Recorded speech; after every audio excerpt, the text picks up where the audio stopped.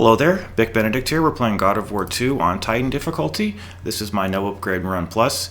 If you've ever wondered the little clicking that I do at the beginning of each video, it used to be something that I didn't have to do until I started using Windows 10's voice recorder, because I have to make sure that I keep it to the left of my window so that I can ensure that it's not pausing, because it pauses sometimes against people's will. It's kind of annoying, but we're currently on Installment the 11th, and we're going to be making our way over here. We've just done a really difficult battle, so we're in need of that health that we just picked up there.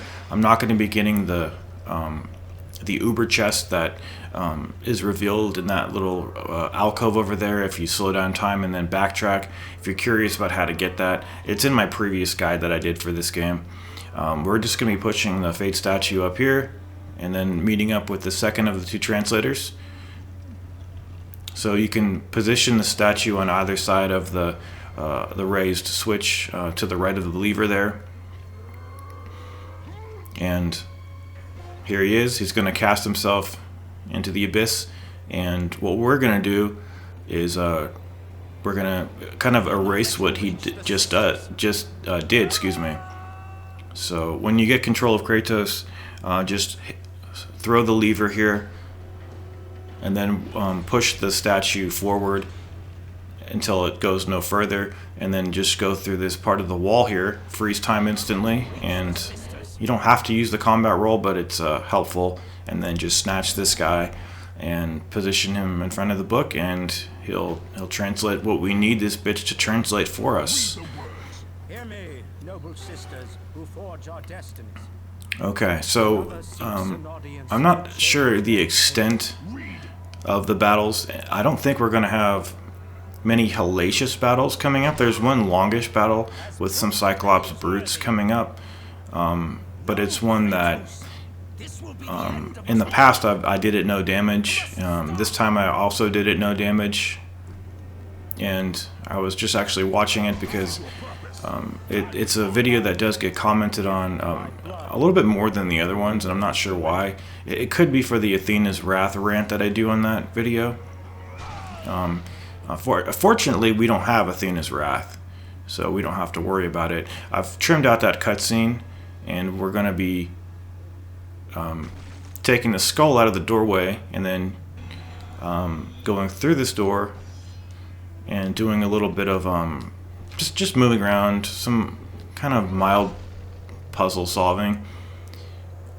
So there's some steam coming through the vent on the floor over here, and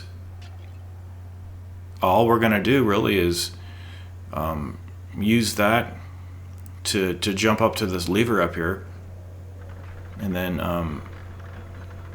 just kind of allow more steam to come in, and then that should allow us to get up to the ceiling.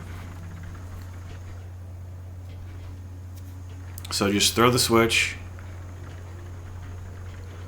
and then you'll come down here and then continue to turn this crank until it's all the way fully revolved, and then double jump here and then latch on to the ceiling. Should work out pretty well if you did it correctly. There's a red chest over here in this location. So we're almost up to 30,000 orbs. I haven't been seeking out them as much as I usually do either, so you can probably have about 35,000 I would warrant by now. Yeah, we've got just over 30,000. And then this battle that I was talking about a few seconds ago, thought it would be more difficult than it actually turned out to be, but these Cyclops brutes really aren't that bad at all. They're hardly even troublesome in the slightest. And at the beginning of this battle, I was kind of looking around, and then I saw the ladder over here that we went up to when we first came into this area here. And they don't prevent you from going up on this ladder. In fact, it looks like you can even go over. Yeah, they close off the other. See the door to the left? They also close that off. But if you come up here, you can actually freeze time, and if you wanted to, you can repeatedly do this So I don't though, because it's not necessary in the slightest. And basically it's just going to be 2 Cyclops brutes at a time, and they're extremely easy to dodge, especially if you use the combat roll. And they've got that stomp that they do, and they've also got a pretty powerful overhead slam that is their primary attack that they do. And as you can see, it's really simple to dodge it. And mostly what I do, if they're chasing at me, I kind of let up a little bit so they catch up with me, and then I do the combat roll, and then evade their inevitable bludgeon. And the super plume works really well on these guys, and unfortunately the staggers that you get with the super plume and the plume of Prometheus, they're kind of, I think they're random, and I don't like that as much as it is in God of War 3, because you could perma-stun them with the plume of Prometheus and the super plume, and I really like that. Even though they weren't this exact type, but they were, you know, the main Cyclops enemy in God of War 3. But funny though, because the range of the super plume seems to have more of an effect on these guys than, remember in the previous video when I was barely hitting those juggernauts with the super plume. I think they must have a wider, like a really wide and extended hitbox, as opposed to the juggernauts, whom I barely hit in the last video, and that's why it took so long, even though I was really careful not to get damaged, because I couldn't even take one hit and survive. At that point, my health was so low.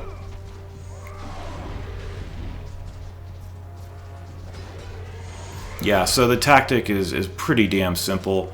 Just repeatedly roll around the environment, and you know, you do light heavy, do the super plume, do the plume, do standard hits, and just mix and match whatever you really want to. And then you can also do that move if you want to.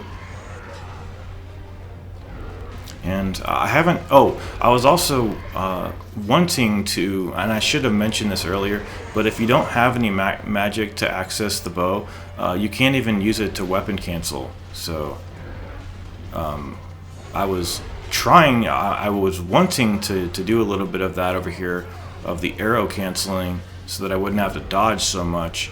But since I don't have any magic, I can't even like draw the bow. You have to have magic.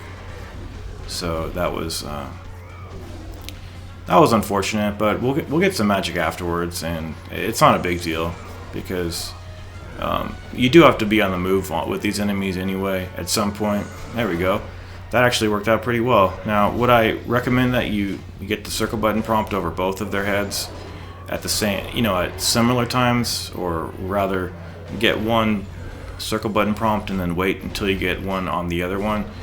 Like, don't go after the circle button prompt at first. It doesn't matter at all, hardly, because the threat will always be the same. You'll always have two at once until you take down the third one.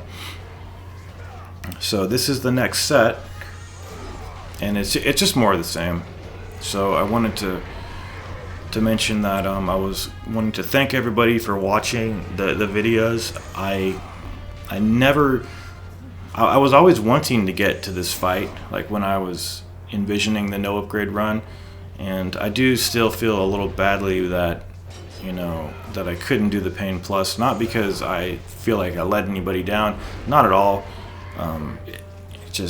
I wish I was able to do it is the thing.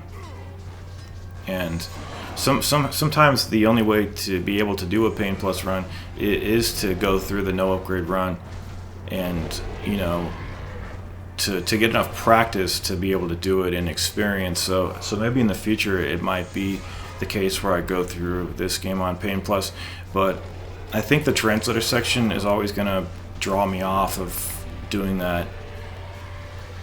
So I don't think so. Yeah. These guys are so... I'm almost positive these are the ones in the Loom Chamber too. So I have some healthy respect for the Loom Chamber. I'm not necessarily terrified of it. I know it's probably going to be a somewhat semi-ordeal, but I'm not fearful of it in the sense that I'm worried about it inordinately because of, any luck that's involved. The way that the translator section involved a ton of luck and everything lining up in a certain way to make sure that you were able to get through it competently and without any issues. But when something is more based on skill than luck, then I worry less about it. Although that's really when you have to step up to the plate, metaphorically speaking, because then there really is no excuse.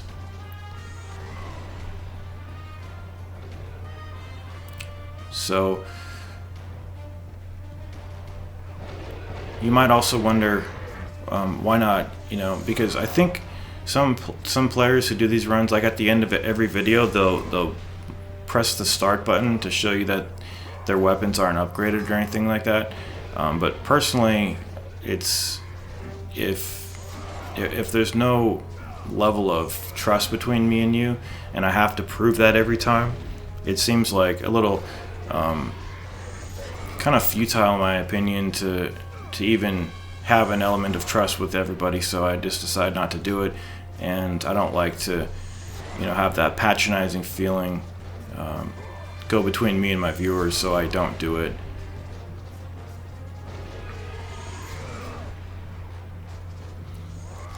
Because the blades, they would change colors, so it's easy to tell if the person's upgrading. I think they have a discernible color change with every upgrade. It might not be so discernible with every upgrade, but I do believe you could tell. The color change is significant enough so that somebody could tell. But that's not really the point here, guys. The point is just to be able to walk people through the no upgrade run, should they choose to do it. So this is the third one down, and then this fourth one, he should be nearing that executable status. Another thing that I really don't like is when you're coming out of these QuickTime events, the camera is so tight up against the player, and it withdraws so slowly as far as how fast it should, that to not be guarding or in the process of evading when you come out of that is almost sloppy playing, because just the camera you can't see anything. So if you're just assuming that you're not going to get hit, then you're playing with fire. Okay, so we have a little bit more as we descend into this area and head on down to the underworld and release the Phoenix. So on this floor here, you see a whole bunch of scattered bones down here, and these are the cursed remains that assemble in approximately 4 waves. So you can always get launches on these guys and send them up to the ceiling, instantly killing them when they're laughing, because they're vulnerable at that point, essentially just taunting you, and you can always launch them with triangle hold if you want to, or square triangle, which is better in my opinion. And on certain waves, I believe the even numbered waves, you're going to have one of the cursed remains either intentionally or unintentionally get his hand caught in one of the gears over there. I'm not sure what it is, exactly what the conceit is there. It looks like it's an accident. I don't know for sure. I got really lucky on these. It also looks like anytime they kind of lower their guard, they can be launched and sent to the into the ceiling. So this is going to be done on Pain Plus conditions, just to give you an idea of how a room like this is controlled on Pain Plus. It's dependent on what they're doing, which is the problem. So if they're not lowering their guard too much, and if they're not, it looks like maybe they are intentionally, trying to screw with the gear mechanism there. I wouldn't put it past them. And then of course you can also do the Plume of Prometheus to launch them as well, or sort of bounce them. And this should be the final wave. Of course, if you're struggling here, just use the hammer. I was going to use the hammer. I spent about half an hour down here just trying to do this on Pain Plus, but that's pretty much the way to do it. Otherwise, it just takes too long to kill them, and the spikes on the ceiling will kill you every time if you're not quick enough about it. And then we have one of the final checkpoints of this installment. This is a fight that I rarely like, actually. So you're going to jump on this wire here and kill a couple of these sentries who are trying to take you out, and then a whole line of archers over there to the right is going to pop up, and then they're going to send this cable into the lake of fire. And looks like we took a little bit of damage there. Yeah, they're damaging us. So just jump down here, and then you're going to have to do this fight over here because they'll prevent you from going further on into this level. Unfortunately, this is the fastest speed that you can travel when you're scaling things like this. But once you get up here, I would just start flinging people around. There's going to be some sentries spawning up here as well as some Gorgons. I don't know the names of the Gorgons, guys. There's like Gorgon Queens, there's Gorgon Assassins. I think there's like standard Gorgons, which these ones clearly aren't. These probably are the Gorgon Queens down here, guys. So if that's incorrect, I apologize about it. So this fight was done on, I think, just standard no upgrade run conditions over here, because I was parrying, I was sending the projectiles back. Really fast, aggressive enemies, these Gorgons down here. Of course, you can grab all the sentries that spawn over here. And what I really don't like is that when you petrify them with a stone gaze, like when you parry it back, it just takes so many hits to kill them, even with a strengthened weapon. Even though this is a level 1 weapon, it's still I've played this game so many times that it's still like, even with a level 5 weapon, and she fell off too, which is really nice. And okay, so what I usually do is I just bust out the hammer. Anytime you see me bust out the hammer, it means that I'm trying to kill them as quickly as possible over there. Anyway, so they're going to give you a checkpoint over here. It's going to be more sentries spawning over here and some more undead archers down over here. There's a rare rage chest down here. They don't give you too many of those in this game. Not that you really would want it either way. And there's an Uber chest down here, which is, I think it's for the magic. Earlier, the Uber chest that we passed up was for the health. I'm positive of that. And then, yeah, this one should be for the magic. Of course, we can't avail ourselves of that, this being a no upgrade run. And then we're going to be heading down to the Phoenix Chamber, and then that will be the start of Installment the 12th. And should you need any pickups down here, there's a wide selection. You've got all 3 selections down here, guys. So we're in want of a little health, so we're going to pick that up. And then do some flying over here. I believe there's one hidden chest over here, which is to the right over there. So if you want to pick it up, should you not be doing an upgrade run or something like that, there's the urn that we'll eventually pick up. I'm going to interact with that book in the next chamber, or excuse me, in the next video. Take care though, guys. We are now in the Phoenix Chamber, and I'll see you in the next video.